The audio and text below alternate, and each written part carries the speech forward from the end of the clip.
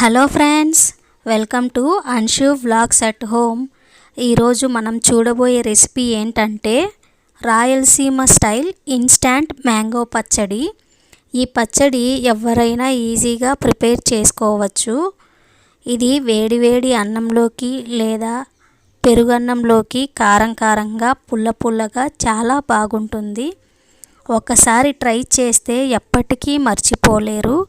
దీన్ని ఎలా తయారు చేసుకోవాలో చూసేద్దాం. ముందుగా వాష్ చేసి పెట్టుకున్న మ్యాంగోస్ని అయితే కట్ చేసుకుంటున్నాను చిన్న చిన్న పీసెస్గా. నేను ఈ పచ్చడి 2 మ్యాంగోస్ని తీసుకున్నానండి ఈ పచ్చడి కోసము. మీరు తీసుకునే మ్యాంగోస్ క్వాంటిటీని బట్టి మీరు ఉప్పు కారాలు అడ్జస్ట్ చేసుకోండి. ఇప్పుడు ఈ మ్యాంగోస్ని అయితే చిన్న చిన్న పీసెస్గా అయితే కట్ చేసుకుంటున్నాను. ఈ పచ్చడిని మిక్సీలో కానీ రోట్లో అయినా చేసుకోవచ్చు. నా దగ్గర రోల్ అవైలబిలిటీ లేదు కాబట్టి నేనైతే మిక్సీలో చేస్తున్నాను. రోట్లో వేసి చేస్తే దీని టేస్ట్ మరింత అయితే పెరుగుతుంది. ఇప్పుడు కట్ చేసి పెట్టుకున్న మ్యాంగో పీసెస్ని మిక్సీ జార్లో వేసి కచ్చా పచ్చాగా అయితే మిక్సీ పట్టుకోవాలి.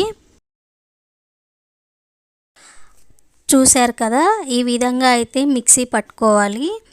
ఇప్పుడు వీటిలోకి ఒక 10 నుంచి 20 వరకు వెల్లుల్లిని అయితే యాడ్ చేసుకోవాలి. వెల్లుల్లి ఎక్కువ వేసుకోవడం వల్ల ఫ్లేవర్ బాగుంటుంది. వీటిలోకి నేను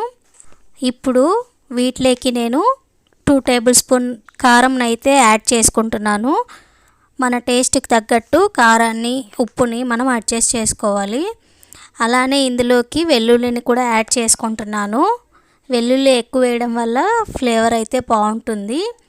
అలానే సాల్ట్ కూడా యాడ్ చేసుకొని వీటిని ఆ ముక్కలకి పట్టేలాగా మళ్ళీ ఒకసారి మిక్సీ పట్టుకోవాలి. చూశారు కదా, ఈ విధంగా అయితే నేను మిక్సీ పట్టుకున్నాను. రోట్లో వేస్తే చాలా బాగుంటుందండి, కచ్చా పచ్చాగా ఆ పీసెస్ తగులుతూ. ఇప్పుడు వీటిని అయితే నేను పోపు పెట్టుకుంటున్నాను. ప్యాన్ పెట్టి ఆయిల్ వేసేసి ఆయిల్ హీట్ అయ్యాక అందులోకి అయితే పోపు దినుసులు అయితే యాడ్ చేసుకోవాలి. ఇవి కాస్త ఫ్రై అయ్యాక ఇందులోకి క్రష్ చేసి పెట్టుకున్న వెల్లుల్లిని అయితే యాడ్ చేసుకుంటున్నాను. ఇవి కూడా మంచిగా ఫ్రై అవ్వాలండి. ఇవి కూడా ఫ్రై అయిపోయాక 2 ఎండుమిర్చి అయితే యాడ్ చేసుకుంటున్నానండి.